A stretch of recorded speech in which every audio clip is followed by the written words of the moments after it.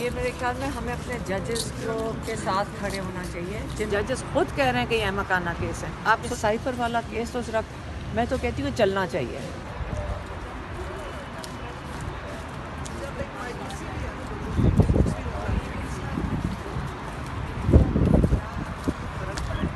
السلام علیکم. اب تو ججز نے بھی خط لکھ دیے ہیں کہ وہ انڈر پریشر ہیں, ان پہ اثر رسوخ استعمال کیا جا رہا ہے. یہ میرے خیال میں ہمیں اپنے ججز کے ساتھ کھڑے ہونا چاہیے جنہوں نے یہ بڑا دلیری کا فیصلہ کیا ہے. اور امید رکھتے ہیں کہ سارے جب سب انکار کر دیں گے اور یہ فیصلہ کریں گے کہ ہم نے پاکستانیوں کو, اپنے لوگوں کو انصاف دینا ہے اور اسی پہ قائم رہنا ہے, تو میرے خیال میں پاکستان صحیح سمت پہ چل پڑے گا. اور جو عمران خان تحریک انصاف کی بات کرتے ہیں وہ یہی کہتے ہیں, ہمیشہ سے کہہ رہے ہیں, اور آپ کو سب کو پتہ ہے کہ وہ یہ کہتے ہیں کہ جب تک انصاف دینے والی عدلیہ ہماری مضبوط نہیں ہوگی تو لوگ پاکستان میں خوف میں رہیں گے.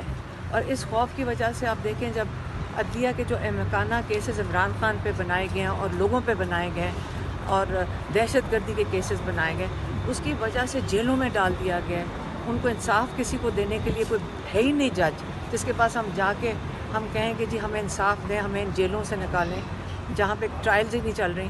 تو اگر ایک دفعہ ججز کھڑے ہو کے ہمیں پاکستانیوں کو انصاف دینا شروع کر دیں, یقین کریں ساری دنیا سے لوگ واپس آنا شروع ہو جائیں گے. جو پاکستانی 20 لاکھ پچھلے 2 سال میں چھوڑ کر گئے ہیں, وہ یہ یہاں کی یہ معیشت کی وجہ سے نہیں چھوڑ کے گئے, ان کو اس خوف سے گئے ہیں کہ یہاں پہ انصاف نہیں مل رہا, اور اگر ہمیں کوئی مشکل میں آئیں گے تو ہمیں انصاف نہیں ملے گا. تو یہ تو اتنی خوش آئند چیز ہے کہ آپ سوچ نہیں سکتے رات سے ہم سب کتنے خوش ہیں.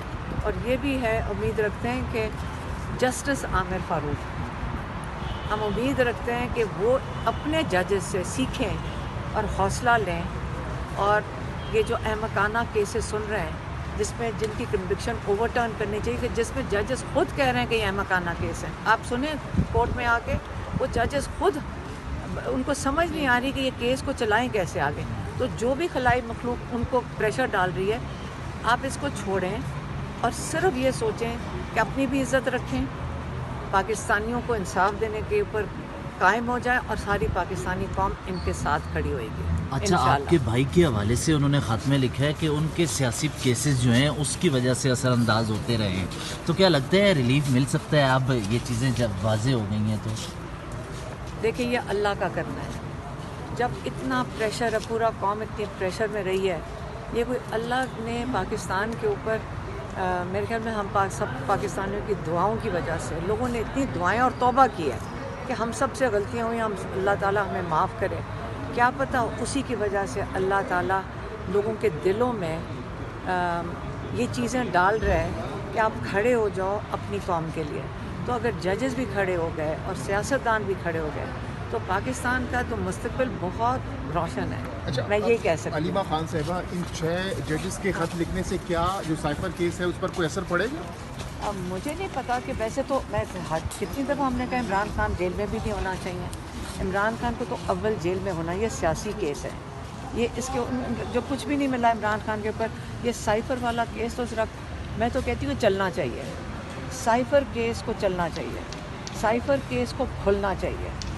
سائفر کیس اگر کھلتا ہے نا تو یہ بہت پاکستان کے لیے بڑا ضروری ہے کہ ایک دفعہ آپ دیکھ لیں کہ باہر سے جب اس قسم کا پیغام آتا ہے ایک سرکاری افسر سے, جس کو آپ نے سب نے دیکھا ہے کہ وہ اپنے جو الیکٹڈ نمائندے ہیں امریکہ میں, کانگریس مین, ان کے سامنے جس کو جواب دینا پڑ رہا ہے, وہ بندہ یہاں ایک فون کال کرتا ہے اور اس کے نتیجے میں ہم اپنی حکومتیں گرا دیتے ہیں. اور اس کو بچانے کے لیے, آپ اس لیے اس کی نوکری بچانے کے لیے اس وقت عمران خان جو ایک ایکس پرائم منسٹر اور ایکس فارن منسٹر کو جیل میں ڈال دیتے ہیں.